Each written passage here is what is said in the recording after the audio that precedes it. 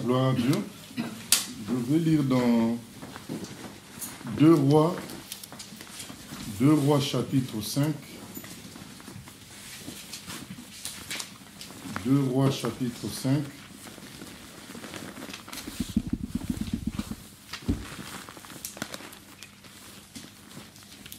Il est écrit ceci.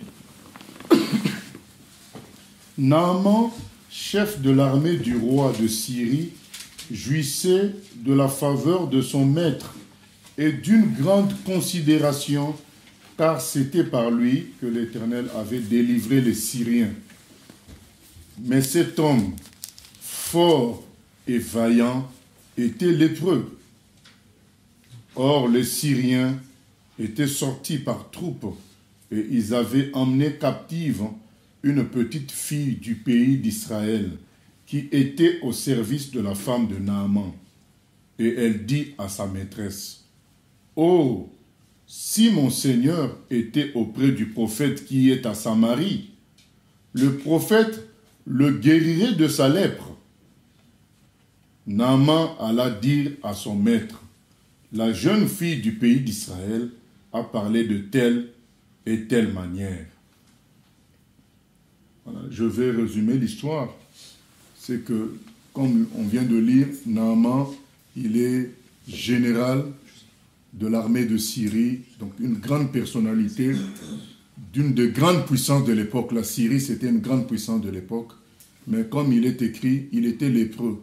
Et quelle désolation d'être très riche, d'être puissant, d'être notable, d'être aussi un général, et d'être lépreux. Alors, sa domestique va dire à la femme de Naaman, mais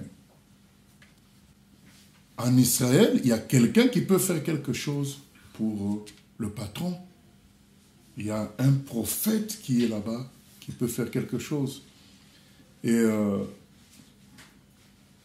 c'est là que Naaman se décide à faire un voyage en Israël. Nous lisons la suite, c'est écrit, « Et le roi de Syrie dit, « Va, rends-toi à Samarie, verset 5, et j'enverrai une lettre au roi d'Israël. » Il partit, prenant avec lui 10 talents d'argent, 6000 cycles d'or et 10 vêtements de rechange. Il porta au roi d'Israël la lettre où il était dit, « Maintenant, quand cette lettre te sera parvenue, tu sauras que je t'envoie Naaman, mon serviteur, afin que tu le guérisses de sa lèpre. » Après avoir lu la lettre, le roi d'Israël déchira ses vêtements et dit, « Suis-je Dieu pour faire mourir et pour faire vivre, pour qu'il s'adresse à moi afin que je guérisse un homme de sa lèpre? Sachez donc et comprenez qu'il cherche une occasion de dispute avec moi. » Lorsqu'Élisée, homme de Dieu, apprit que le roi d'Israël avait déchiré ses vêtements, il envoya dire au roi, « Pourquoi as-tu déchiré tes vêtements? Laisse-le venir à moi, et il saura qu'il y a un prophète en Israël. » Nous connaissons la suite. La suite est que, quand Naaman est venu, Élisée a prié pour lui, sans s'approcher de lui, il lui a dit, « Va te baigner 7 fois dans le Jourdain et tu seras guéri. » Et il a été guéri. Alors, nous allons parler du point de contact. Dieu cherche un point de contact entre lui et ceux qui ne le connaissent pas. Le point de contact, c'est quelqu'un qui connaît déjà Dieu. C'est comme une antenne pour Dieu. Il cherche des points de contact. Et je voudrais nous exhorter à être des points de contact. Et nous allons décrire un point de contact. Un point de contact n'a pas de puissance en lui-même. Une antenne n'a pas de puissance. Ce n'est pas elle qui produit le message, l'antenne. L'antenne relaie le message. L'antenne est un point de contact pour que le message continue à circuler et toucher les téléphones, les télévisions, tout ce qu'on veut. Voilà, le point de contact n'est pas la source. Ce n'est qu'un point de contact.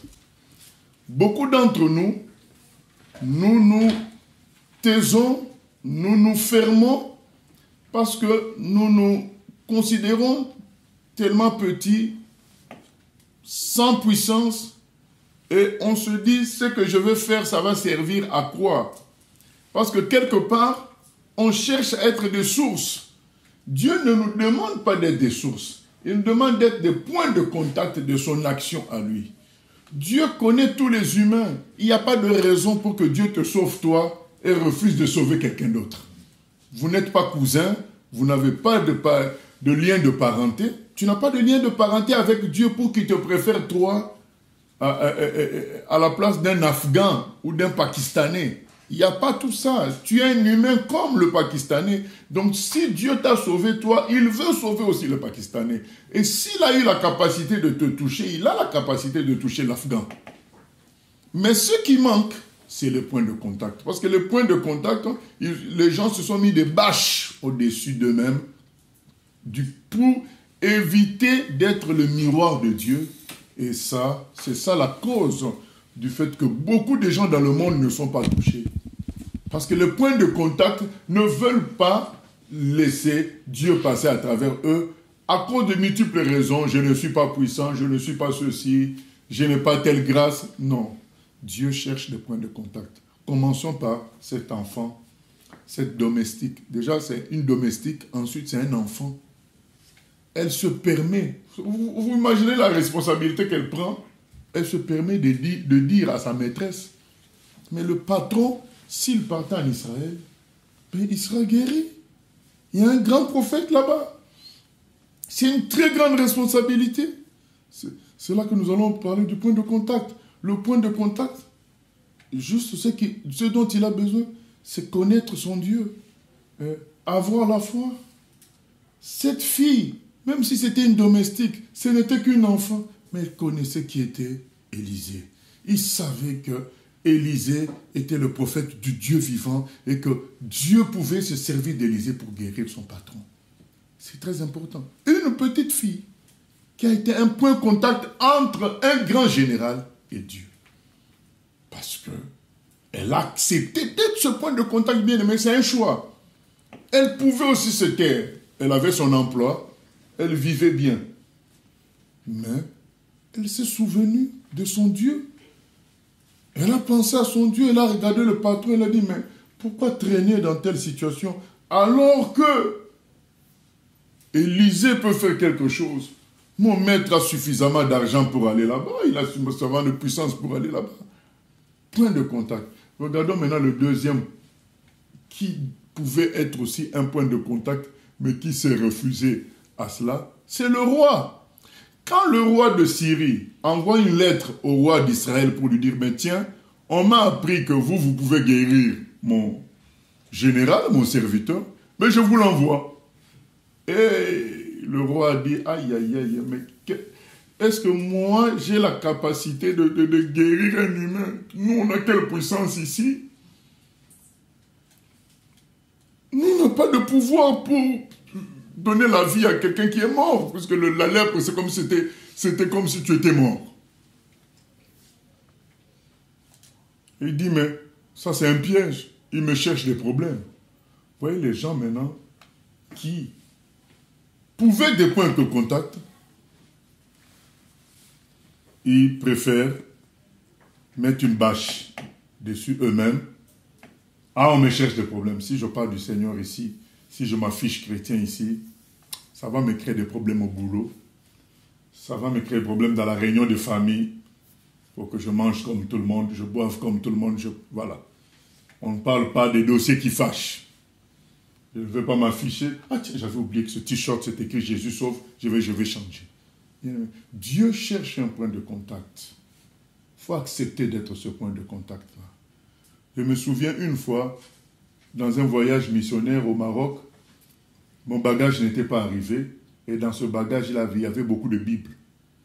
Or, c'est interdit dans ces pays islamiques-là d'importer des Bibles comme ça sans déclarer. Voilà. C'est louche, on risque de faire une enquête, de les bloquer même. Voilà. Et quand on m'a signalé que finalement, le bagage est arrivé, que je dois aller récupérer ça à l'aéroport, je me dis, il peut y avoir des problèmes, puisque quand s'ils fouillent, ils vont trouver les Bibles. Maintenant, mieux encore ou pire, c'est que j'arrive à l'aéroport, je me rends compte que la chemise que je mets, sur cette chemise, c'est écrit « Jésus sauve » en grand. Donc ça ne va faire que veiller leur curiosité pour fouiller la valise et trouver encore des Bibles. Mais il y a un truc qui est passé dans mon esprit. Tu es déjà là, tu restes là. Je suis déjà là. J'ai déjà ma chemise. Je veux pas aller... je crois que... moi, j'ai souvent toujours un t-shirt à l'intérieur. Je pouvais enlever la chemise, rester qu'avec le t-shirt. J'ai dit non. La chemise est déjà portée. Je la laisse. Et Dieu fera ce qu'il veut. On arrive là, le douanier, il ouvre ma valise. Il dit, mais pourquoi toutes ces Bibles? Oui, mais moi, je dis, mais j'ai des amis ici. Et moi, je suis un messager de la bonne nouvelle. Il dit, ah oui, je vois sur votre chemise là. Ok. Il ferme la valise. Bienvenue au Maroc, monsieur. Donc, c'est pour dire que nous devons suivre Dieu dans le fait qu'il veut faire de nous des points de contact. Peut-être que c'est la première fois pour ce douanier-là de voir Jésus clairement écrit quelque part des Bibles. C'était peut-être son point de contact ce jour-là. Le reste, ce n'est pas notre problème. Vous savez, Dieu a décidé de sauver tous les humains. C'est lui la source. Ne nous empêchons pas nous-mêmes d'être de points de contact. Acceptons d'être des points de contact. Laissons le Saint-Esprit nous faire de nous des points de contact. Vous voyez bien que la fille, c'est d'elle-même qu'elle est point de contact. Le roi, Dieu veut faire de lui un point de contact. Il fuit. Il dit, mais on veut me créer des problèmes. Si encore ça venait de lui-même, on dirait, bon, il n'a pas à forcer à être point de contact. Mais là, tu vois que les circonstances font de toi un point de contact, mais tu refuses. Ça arrive à beaucoup de chrétiens. Les circonstances t'amènent là. Ce n'est pas toi qui as décidé. Au lieu de discerner que c'est le Saint-Esprit, Dieu, qui veut que je sois point de contact, les gens se ferment. Ah non, ça va me créer des problèmes. Ah non, il faut éviter telle chose. Ah non. Bien-aimé, s'il n'y a pas d'antenne, comment les gens vont recevoir les messages sur les téléphones? Comment les gens vont recevoir? Il faut des antennes pour que ce que tu as envoyé comme message arrive à l'autre. Dieu a envoyé un message à l'humanité. C'est Jean 3,16, le message de l'évangile.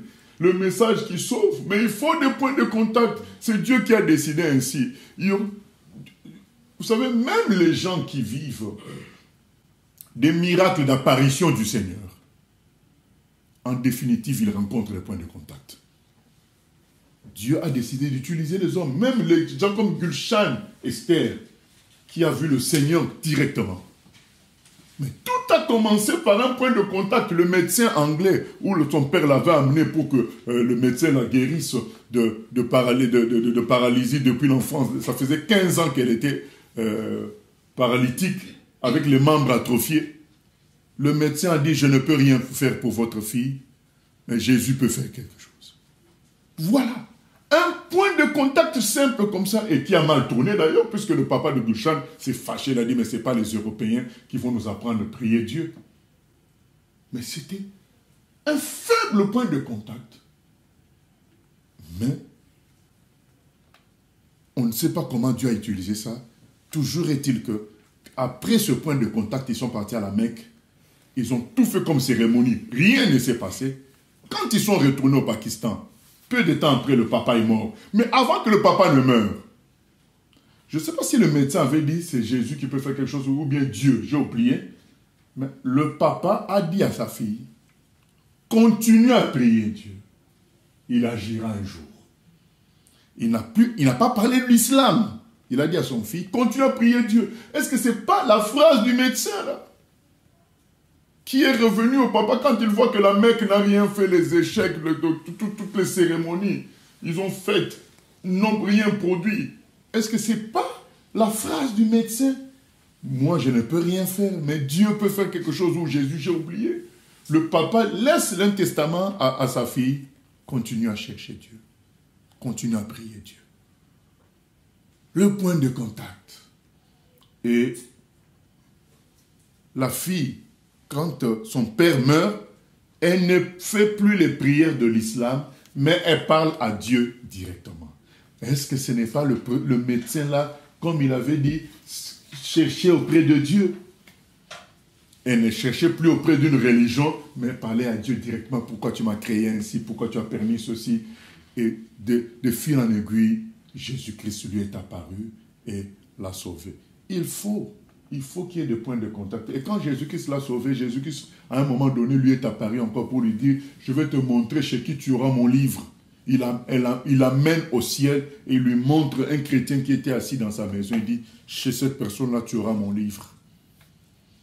Et elle, quand elle demande à son chauffeur de l'amener là où elle peut trouver un chrétien, quand elle arrive dans l'endroit où on lui a dit qu'elle pouvait trouver un chrétien, elle voit exactement le monsieur que Jésus lui avait montré. Et qui, après discussion, qui lui donne aussi une Bible. C'est pour dire que ce monsieur a été, une fois de plus, un point de contact. Il faut savoir qu'au Pakistan, si tu donnes une Bible à une musulmane et qu'on t'attrape, on ferme l'église, tu peux, en tant que pasteur, te retrouver en prison. Mais lui, il a donné, puisqu'il a compris que c'est Dieu qui a fait de lui un point de contact. Il faut saisir. Nous sommes des points de contact. Il faut saisir cela. Et c'est d'autant plus agréable que, comme ce n'est pas nous ne sommes pas la source, la responsabilité revient à Dieu de convaincre les gens. Parfois, on refuse d'être point de contact parce qu'on se dit, je vais faire comment? Je vais parler comment? Il ne va pas croire. C'est pas toi le responsable de tout ça. Toi, tu n'es qu'un point de contact. Comme cette fille. Cette fille a pris une grande responsabilité, mais le prophète là-bas peut guérir le boss. Les gens disent, mais aujourd'hui, qui va prendre cette responsabilité-là? Qu'est-ce qui va venir à l'esprit? Mais si ça ne marche pas, quand il va revenir, il me tue. Si ça ne marche pas, c'est là qu'on va revenir sur le point de contact. Il faut la foi. Le roi veut fuir à être point de contact. Élisée, un grand point de contact, dit à roi, mais non, laisse-le venir. Il saura qu'il y a un Dieu en Israël et il a un prophète. Il va savoir. Pourquoi avoir peur? Vous avez bien aimé, un de nos problèmes d'aujourd'hui, c'est ça. Mais, si je parle de Jésus et que rien ne se passe après, ce n'est pas ton problème. La question est la suivante. Est-ce que toi tu crois? Est-ce que toi tu crois? Il faut que tu fasses le choix. Tu crois que Jésus est ressuscité? Est-ce que tu crois en ce qu'il a promis dans sa parole? Est-ce que tu crois que Dieu veut sauver tous les hommes? Est-ce que tu crois tout ça? Si tu crois tout ça, ce n'est plus ton problème. Le reste, soit un point de contact, c'est tout.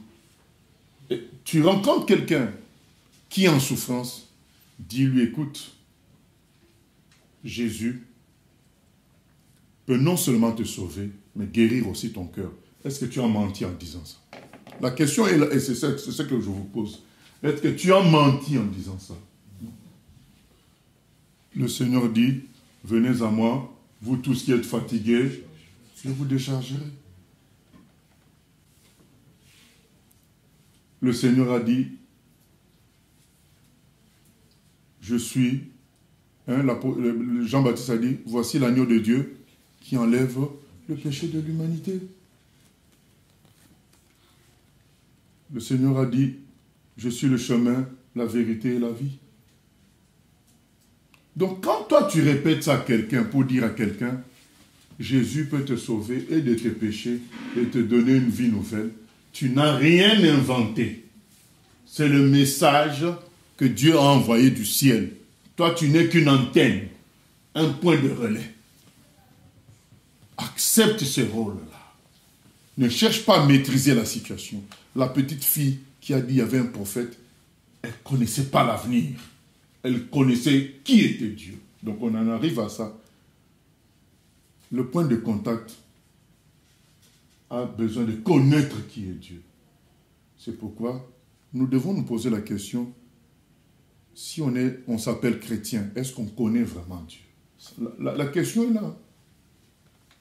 Est-ce qu'on connaît vraiment Dieu? Vous voyez ce roi-là, il était quand même le roi d'Israël, donc il était une des personnes la mieux enseignée côté Dieu. Puisqu'étant roi, c'est lui qui avait les faveurs des plus grands enseignants. Celui dans les grandes cérémonies spirituelles, il était aussi là. Mais quand il apprend que quelqu'un vient pour chercher la guérison, il tremble. Il ne connaissait pas Dieu. Mais la petite fille connaissait Dieu. Nous devons, bien aimer, étudier notre cœur pour savoir est-ce qu'on connaît vraiment Dieu. Et si on ne connaît pas vraiment, qu'on aille plus loin davantage. Nous devons être attentifs aux gens qui ont une certaine longueur d'avance sur nous. C'est comme dans la course.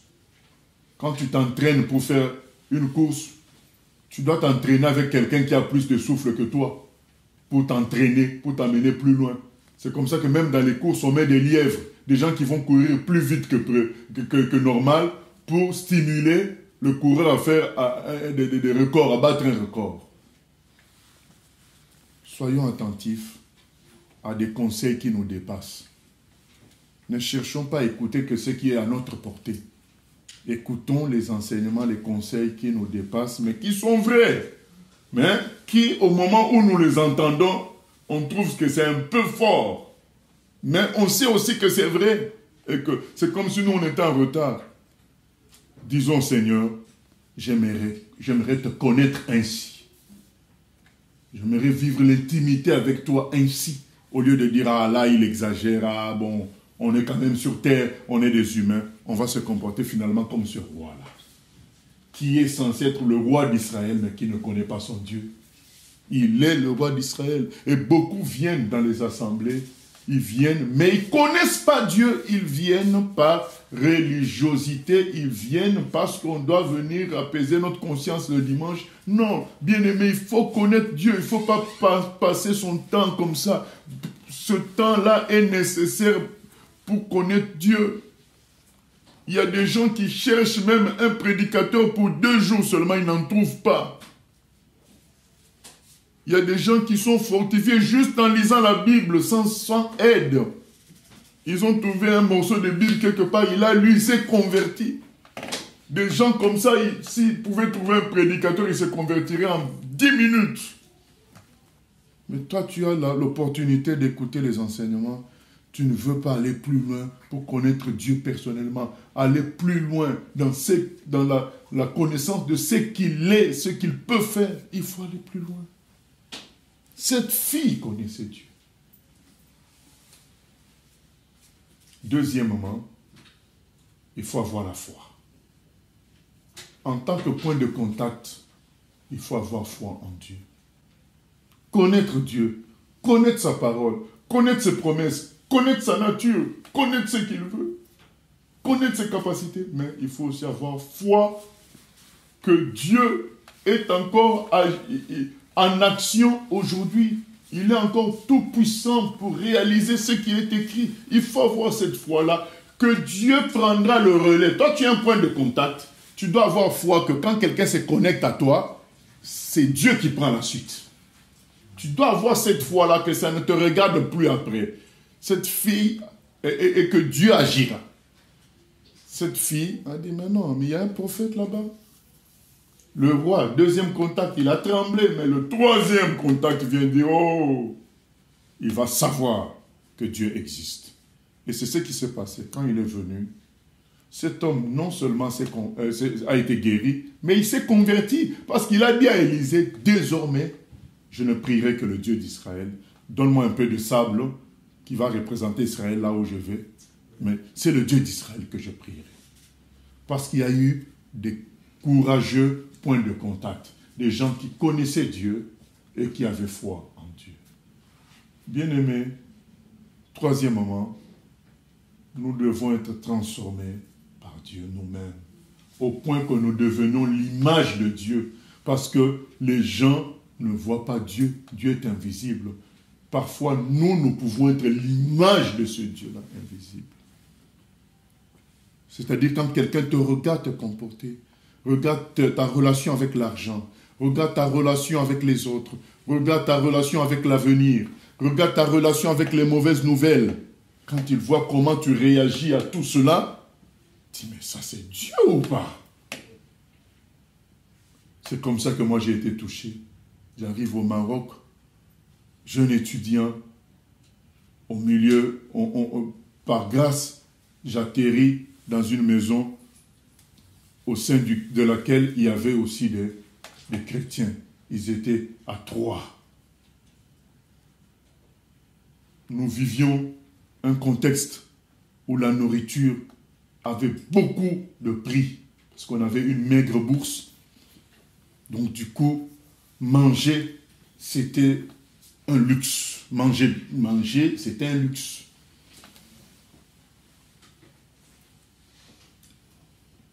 Quand quelqu'un était absent, on lui laissait une petite part. Mais ces gens-là, alors qu'ils ont jeûné toute la journée, ils étaient absents, ils reviennent, chacun prend sa faible part. Il y a l'un d'entre eux qui m'appelle, viens manger avec moi, alors que moi j'avais déjà mangé à midi. Quand j'entends ça, je me dis non, ils blaguent, ce n'est pas sérieux. Déjà, nous on leur a laissé une faible part, et il me demande de venir partager sa faible nourriture, hein, sa petite nourriture. Ce n'est pas poli même. Quoi. Je décline. Je dis non. Mais non, ce n'était pas de l'aventure, puisqu'après il appelle quelqu'un d'autre. Comme moi j'ai dit non. Mais tiens Cyril, viens alors toi manger avec moi. Et Cyril qui est un voyou, eh bien lui il vient. Moi j'étais voyou simple, mais lui il était un vrai voyou. J'avais quand même une certaine éducation qui faisait que je devais considérer aussi l'autre. Mais non, non, lui il va vraiment manger. Je dis, mais il est fou. En pensant à ce chrétien, j'ai dit, il est fou. Ou bien c'est vrai ce que je vois. En même temps, quand tu dis il est fou, finalement, dans ta tête, ça change, quoi. Mais ça, c'est comme si je voyais Jésus lui-même. Voilà ce qui vient dans mon esprit. Il est comme Jésus. C'est ça. Il y a des choses que tu as lues, mais tu vois ça maintenant. Du coup, le jour où ils m'ont dit, veux-tu te faire baptiser? La discussion n'a pas duré 30 minutes. J'ai seulement dit, mais j'ai été baptisé quand j'étais enfant. Ils m'ont dit, non, le baptême, on y accède en croyant d'abord. Toi, tu n'as jamais cru, tu étais bébé. Ils m'ont montré le verset. Ils n'ont fait aucun effort. Le lendemain, j'étais baptisé. Je me suis converti. Aucun. Puisqu'il y avait déjà eu un point de contact puissant. C'est que j'avais vu Christ en lui. Il y avait un point de contact puissant. Il y a des gens qui attendent juste de voir Christ en nous. Quelqu'un qui te fait un gros coup et tu réponds par amour. Là, quand il reste chez lui, il dit, ah, c'est pas normal. C'est pas... Maintenant, quand il dit c'est pas normal, là, ça veut dire déjà il est touché. C'est fini. Le point de contact a fait son boulot. Connaître Dieu, la foi et être semblable à Dieu lui-même. C'est ce que Dieu demande à un point de contact. Et nous finissons avec Jean, le premier chapitre de Jean.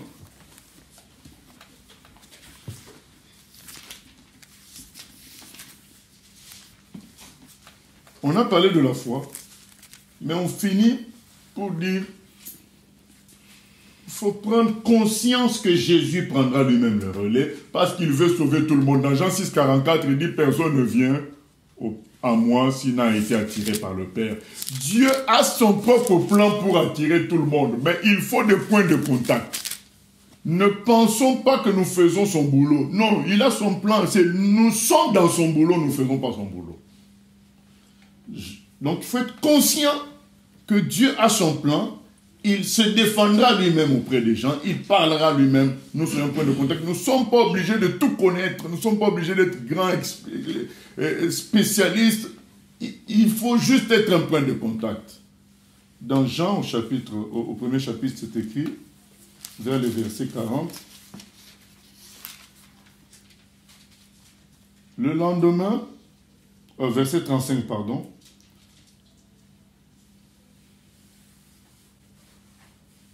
Le lendemain, Jean était encore là avec 2 de ses disciples. Et ayant regardé Jésus qui passait, il dit, voilà l'agneau de Dieu. Les 2 disciples l'entendirent prononcer ces paroles et ils suivirent Jésus. Un grand point de contact, Jean-Baptiste. Jésus se retourna et voyant qu'ils le suivaient, il leur dit, que cherchez-vous? Ils lui répondirent, Maître, où demeures-tu? Venez, leur dit-il, et voyez. Ils allèrent et ils virent où il demeurait, et ils restèrent auprès de lui ce jour-là. C'était environ la 10e heure. André, frère de Simon-Pierre, était l'un de 2 qui avaient entendu les paroles de Jean et qui avait suivi Jésus. Ce fut lui qui rencontra le premier son frère Simon et lui dit, nous avons trouvé le Messie, ce qui signifie Christ. Et il le conduisit vers Jésus. Jésus l'ayant regardé dit, tu es Simon, fils de Jonas. Tu seras appelé Céphas, ce qui signifie Pierre. Ouais, toujours des points de contact. André qui est point de contact. Verset 43. Le lendemain, Jésus voulut se rendre en Galilée et il rencontra Philippe. Il lui dit, suis-moi. Philippe était de Bethsaïda, de la ville d'André et de Pierre. Philippe rencontra Nathanaël et lui dit, voilà notre sujet là maintenant, nous avons trouvé celui de qui Moïse a écrit dans la loi et dont les prophètes ont parlé, Jésus de Nazareth, fils de Joseph. Nathanaël lui dit, peut-il venir de Nazareth quelque chose de bon?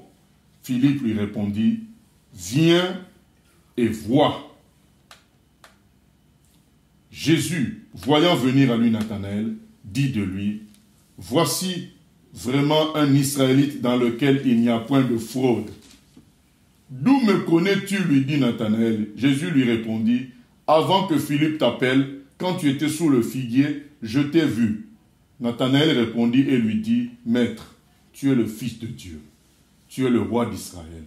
Jésus lui répondit, parce que je t'ai dit que je t'ai vu sous le figuier, tu crois, tu verras de plus grandes choses que celles-ci.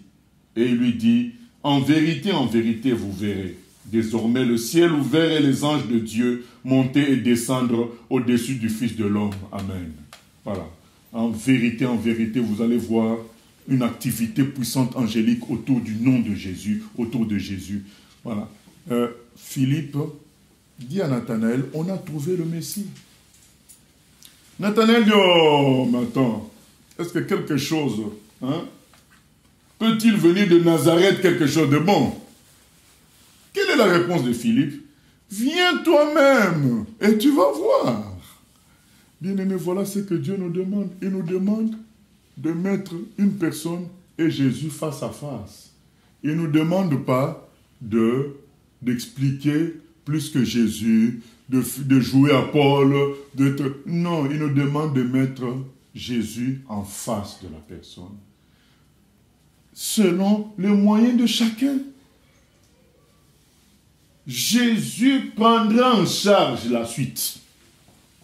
Faisons confiance en ça. Si on ne fait pas confiance en cela, on ne fera rien pour Dieu.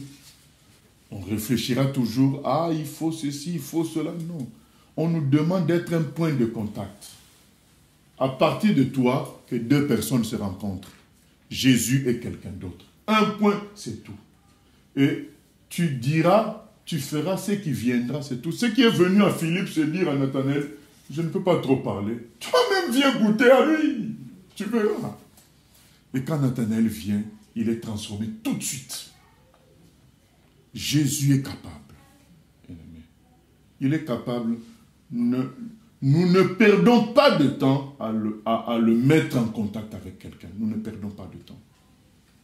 À chaque fois qu'on peut, même avec certains chrétiens, mettons Jésus en contact avec eux. Beaucoup sont chrétiens dans une logique d'église, de religion. On est appelé à les remettre en contact avec Christ lui-même, qu'il y ait une prise en charge par Jésus lui-même, que Dieu nous conduise dans tout cela. Au nom de Jésus-Christ. Amen. Père éternel, nous venons prier que tu nous aides à être des points de contact sûrs, des gens qui te connaissons, des gens qui avons la foi, des gens qui ont un témoignage, qui avons un témoignage de sorte que les gens vont avoir l'impression que nous sommes comme Dieu lui-même, et aussi mets en nous la conscience que Jésus prend vraiment le relais. Il s'occupera de la suite, comme la fille d'Israël était consciente que toi, Dieu, le prophète Élisée, vous prendrez le relais, Seigneur. Qu'elle n'était qu'un point de contact. Nous voulons être des points de contact sûrs.